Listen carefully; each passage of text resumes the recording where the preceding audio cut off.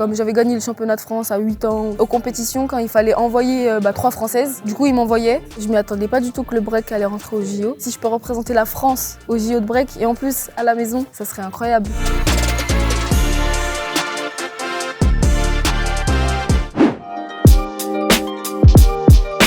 J'ai 16 ans, ça fait maintenant 10 ans que je fais du break. J'ai commencé à l'âge de 5-6 ans. Depuis, c'est ma passion, j'ai jamais arrêté. Je suis issue d'une famille de danseurs. Mes parents, ils sont artistes, musiciens, danseurs de danse africaine traditionnelle. Ça veut dire que j'ai toujours été baignée dans la musique et la danse. J'ai fait de la gymnastique et je trouvais ça un peu strict. Je voulais quelque chose de plus original et j'ai trouvé le break. J'ai toujours connu le break en fait parce que mon grand frère, il danse depuis que j'ai 1 an. C'est une inspiration pour moi parce que c'est grâce à lui que j'ai commencé, c'est lui qui m'a appris. Mon objectif, c'était de le battre. Tous les danseurs de mon groupe, c'est des inspirations parce que je me suis toujours entraînée avec eux. La danse africaine, ça m'a beaucoup aidé aussi pour le break parce que ça m'a appris le rythme. Et des fois, j'utilise des pas de danse africaine dans mon break. J'ai plusieurs moves préférés, mais celui que je préfère, c'est un où mon pied il est vraiment tordu et je monte en pont.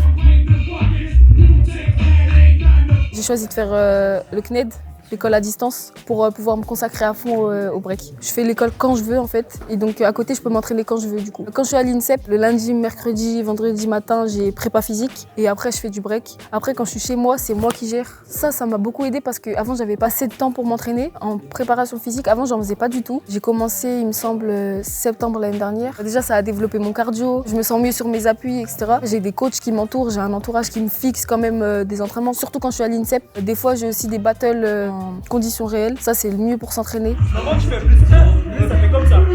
Je m'y attendais pas du tout que le break allait rentrer au JO. Je savais pas du tout à quoi m'attendre. Et en fait, il y a eu une énorme évolution. Ça allait très très vite. J'ai été repérée en tant qu'espoir parce que j'étais vraiment jeune quand le break est entré au JO.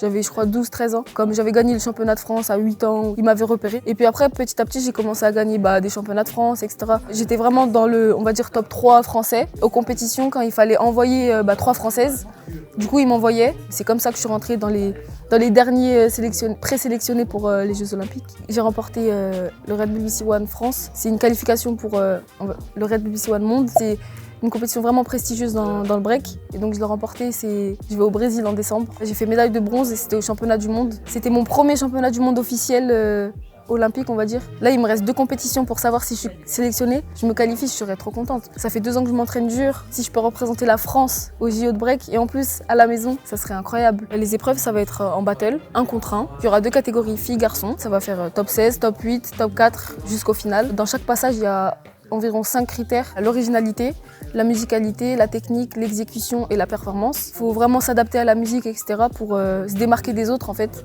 Et c'est ça que le jury remarque le plus. C'est quand même une discipline où il faut avoir un bon mental. Rien que dans les compétitions, même si tu t'entraînes super dur, t'es pas sûr d'avoir des résultats. Comme il y a des jurys aussi, c'est selon leur goût et c'est très subjectif. Si j'ai un petit conseil, c'est lance-toi à fond. Il faut être vraiment déterminé, il faut avoir un bon mental, mais franchement, les efforts après, ça paye. Le travail paye toujours.